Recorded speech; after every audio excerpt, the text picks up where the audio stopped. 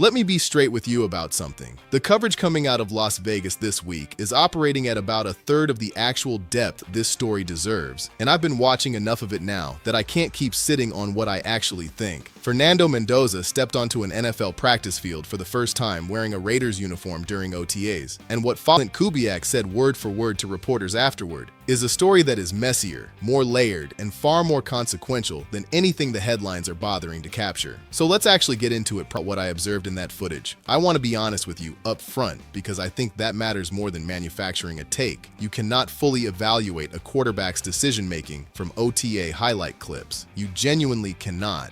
You cannot judge how someone is processing a complex defensive rotation when nobody in the building is allowed to put a hand on it. Real conclusions about processing speed and pressure management require actual competitive pressure, and that pressure simply does not exist in May. But there are things you can absolutely measure at this stage of the process. Ball flight, mechanical rhythm, how naturally a quarterback's body operates within the system being constructed around him. Whether the physical habits he spent years building are surviving first contact with a professional environment. On those specific, narrow, but genuinely revealing things, what Mendoza showed was worth paying serious attention to. The spiral coming off his hand is tight and precise in a way you don't automatically see from young quarterbacks at their first exposure to professional installation. I know that might sound like surface-level praise to someone who hasn't thought about what it actually means. It isn't. What it tells you is that the mental weight of the new environment has not disrupted the physical mechanics he spent years building before he arrived here. Some quarterbacks completely lose their natural release the moment the NFL starts living permanently inside their head. The footwork tightens. The mechanics shift from instinctive to constructed. The whole operation starts feeling assembled rather than felt, and you can see it happening in real time if you know what you're watching for.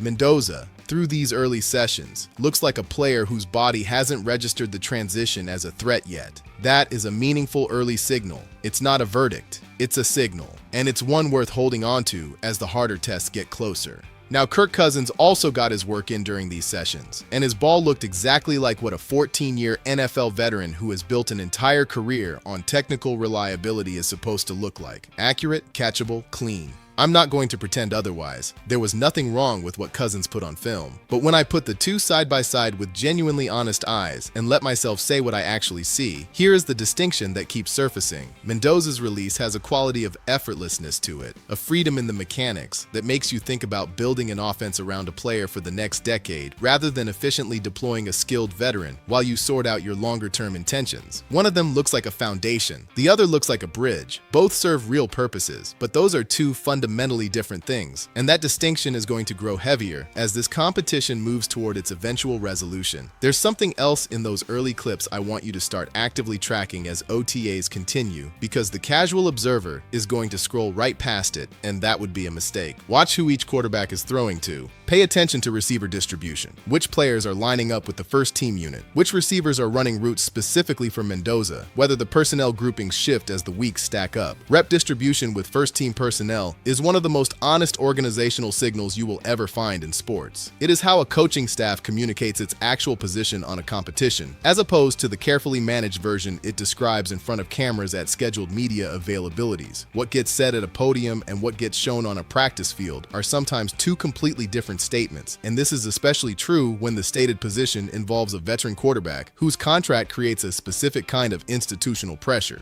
Watch the field more carefully than you watch the press conference. Which brings me directly to Kubiak, because something genuinely significant came out of his recent comments, and I think the people covering this team are not giving it the weight it deserves. Kubiak said, and I want to be precise about the framing because the precise framing is exactly what matters here, that his dream scenario, the outcome he would personally write if the choice were his alone, is a situation where the Raiders are in a position to let Fernando Mendoza sit behind Kirk Cousins for a full year before taking over. Read that again slowly. The head coach of the Las Vegas Raiders just publicly identified a rookie quarterback watching from the sideline for an entire season as his preferred version of events. I want to engage with the football reasoning behind that seriously, because the logic is not nothing. A college quarterback transitioning from an RPO-heavy system into a pro-style West Coast offense is a real and demanding adjustment. The mental processing requirements shift at every level. The protection communication, the speed at which NFL defenses cycle through their disguises, the sheer volume of information inside a professional game plan. None of that transfers automatically regardless of how much talent a player walks in the door with. The argument for patience is that having Mendoza stand next to a 14-year veteran who has run this exact system, absorbing daily how a professional quarterback prepares, how he studies film, how he communicates with his pass catchers, how he manages the mental weight of a full season, that accumulates into real developmental value when the genuine moment arrives. I've made versions of that argument myself. On its face, it's not unreasonable. But here's my honest counter, and I'm going to say it as plainly as I know how. What Kubiak is describing as his dream scenario is also a fairly precise description of how genuinely promising young quarterbacks have had their careers quietly redirected throughout the history of this league.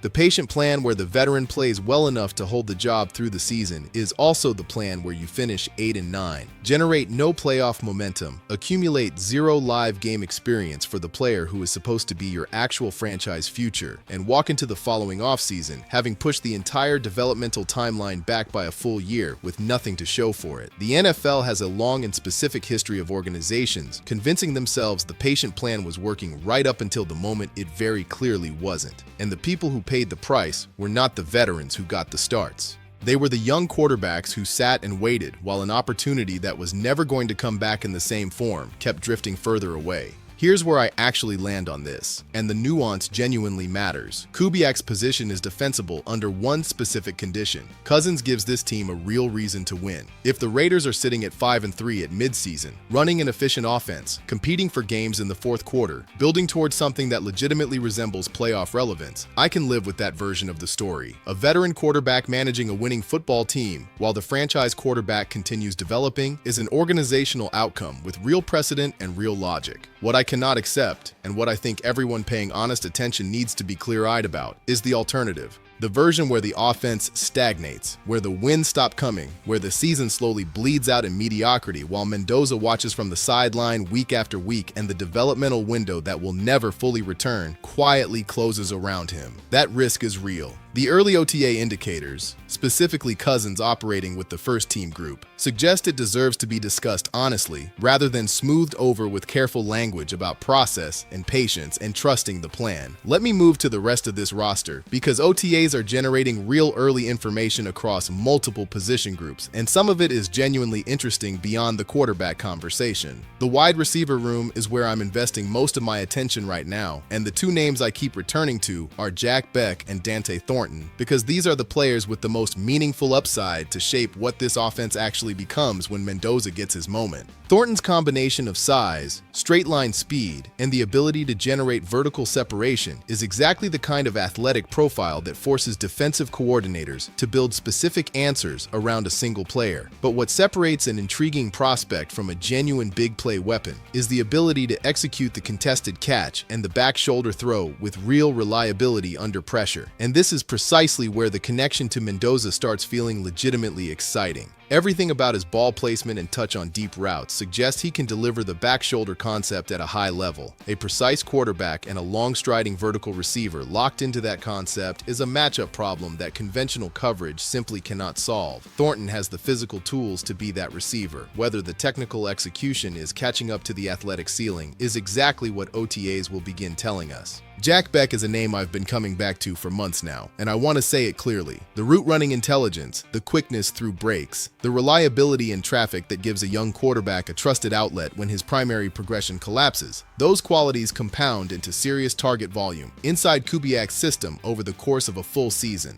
A receiver that a young quarterback trusts in contested situations, who converts on third downs, who can win when the play design breaks down and improvisation becomes the only option. That player gets fed, regardless of his draft position, regardless of how loud his name is publicly. Give Beck a full season of targets in this offense, and I think the production will begin reflecting what his ceiling actually is, which sits meaningfully above his current profile. The kind of season that permanently shifts how the rest of the league evaluates him. Malik Benson is worth tracking carefully alongside those two.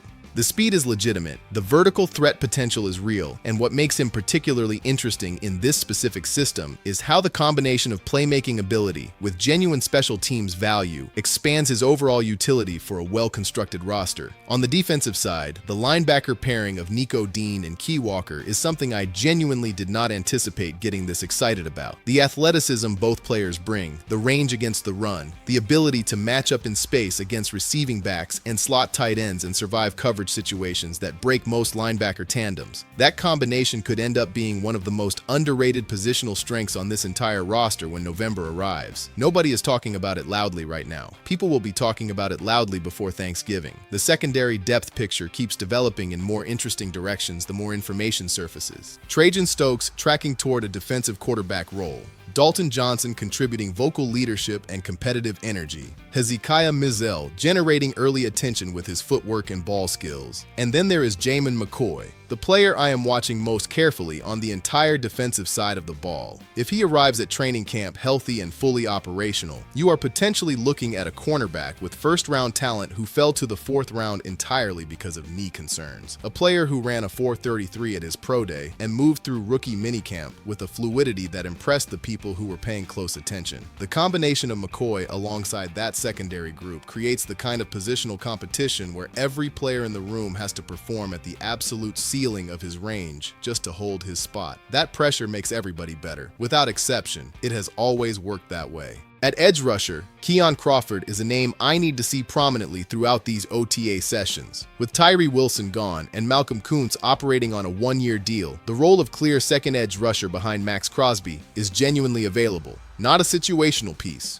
not a third down specialist, but a starter caliber presence who makes this defensive front dangerous from both sides and forces offensive coordinators to actually account for two real threats rather than flooding protection resources toward Crosby and daring anyone else to beat them. Crawford has the developmental trajectory to support a leap of that magnitude. OTAs are the first real opportunity to watch whether the growth visible in his college film is continuing to compound inside a professional environment. The offensive line picture deserves honest attention as well. DJ Glaze enters camp as the right tackle frontrunner with 31 consecutive starts behind him and has absolutely earned the first opportunity to establish himself. The depth behind him, Charles Grant and Trey Mulford, both capable of contributing at multiple spots, gives this line a resilience that matters across a 17-game grind. Colton Miller at left tackle remains one of the most quietly underappreciated building blocks on this entire roster. The interior being assembled around Tyler Linderbaum at center, with real competition for the guard spots creating genuine pressure across the group, has the potential to be meaningfully stronger than what Las Vegas put on the field a year ago.